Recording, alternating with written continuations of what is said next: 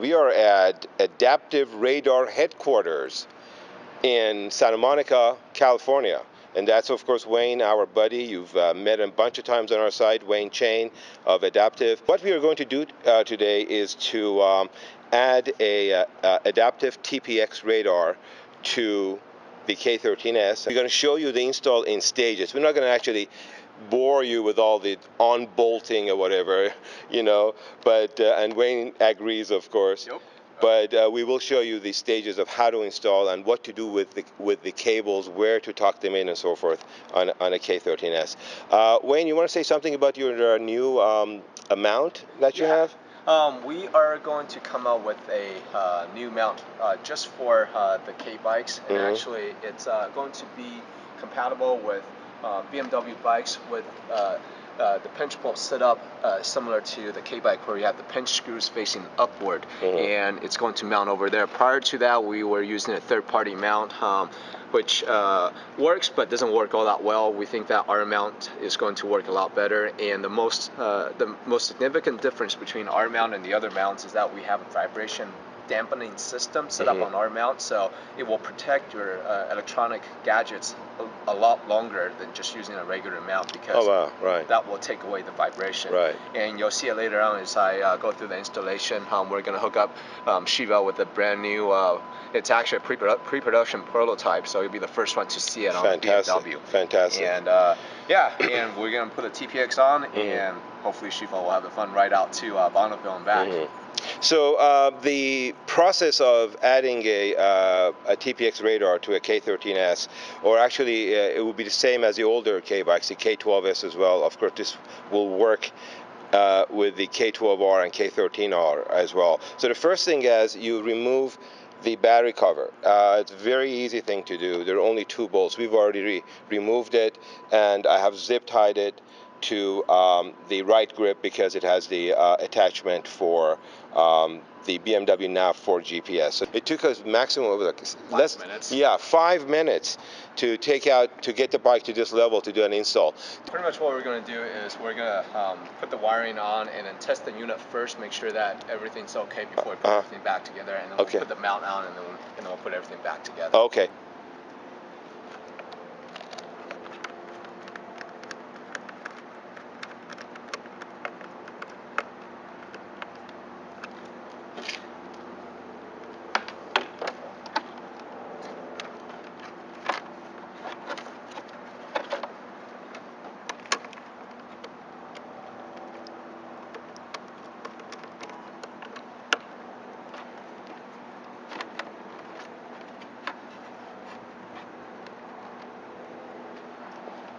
So now that we got the wiring harness connected to the battery, what we're going to do before we put everything together is that we're actually going to run the radar detector and the visual alert to the connected with the wiring harness first, because we want to make sure that everything's connected properly. Last thing you want to do is put everything back together and then find out that there's something wrong with it.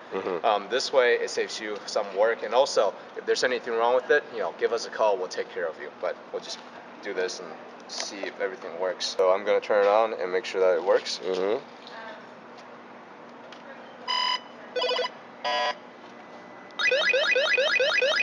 Okay, looks like everything's fine, so we're going to put the bike back together. Now we're going to install the mount. First thing we're going to do is remove the 2 stock pinch screws that you see here. So we're going to remove it.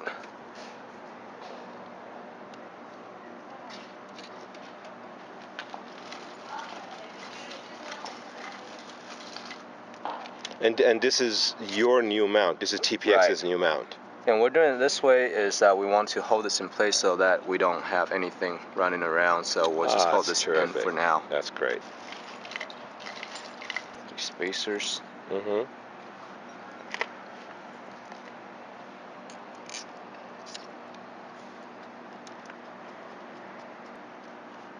So this is the base for the mount. Okay, now that we got the base on, we're going to put the rest of the mount on. Now, with our mount, I've already put the radar detector plate on it already, and what you'll notice with our mount is that the top portion of the mount, it actually has two different plates. This top plate right here and this eye plate, they're separated by these rubber grommets on four corners.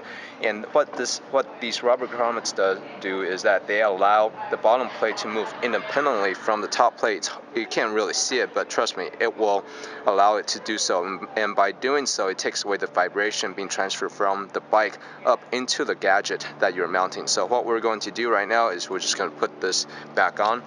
It's a single screw double ball joint construction. So this will allow a very high degree of freedom. And you can, as you can see, now that I have it kind of on, you can move it almost however you want. Oh, that's terrific. You can any angle, anywhere you want, and then just tighten it and you're set. Exactly. So if you want to use our radar detector, obviously you want it flat like this, you know, pointing forward. If you want to use a cell phone, you can have it like this. Same thing with the GPS. You can have I see what you mean. This way also. Right, so right. With this mount, you can mount it forward, you can mount it backward, you can mount it sideways. So it's very universal.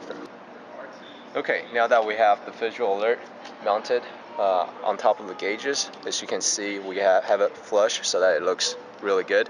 All we're going to do is mount the other end of the visual alert into the yellow plug on the wire and harness. So you may want to mention that what you guys have done is that you have color-coded your connector. So it's really easy. They don't have to think about where does a visual alert go, where does the your audio system that you have, the what do you call that, the audio alert? Wireless headset. The wireless headset. You know, each one has its own color-coded terminal, and the visual alert is the yellow. Yellow goes with yellow. Right. And when you do it, make sure that you hear a snap, because there is a groove here for you to snap it in. So there we go. Great, and this is waterproof, by the way. So we are ready to wrap this up. Basically, what we have done so far is that the Adaptiv's new mount is temporarily put on. Not temporarily, but it's kind of loose now because we haven't set it exactly where we want it. We've done the power connection. We have done the visual alert. We have connected the cables, and we have very nicely hidden all the cables between the fuel tank and the battery. So everything is out of the way. This way the body panels will go on without a hitch. And also it's a very secure thing. It's not going to move around. So Wayne, what's the next step? Next step, we're just going to put the body panels back on. And once the body panel is back on, we're going to position the radar detector, make sure it's at the correct position, parallel to the ground, and we're done. Okay, now that we have everything in place, we got the radar detector on it. We had Shivasan on the bike and make sure that it's in the position that he wanted to.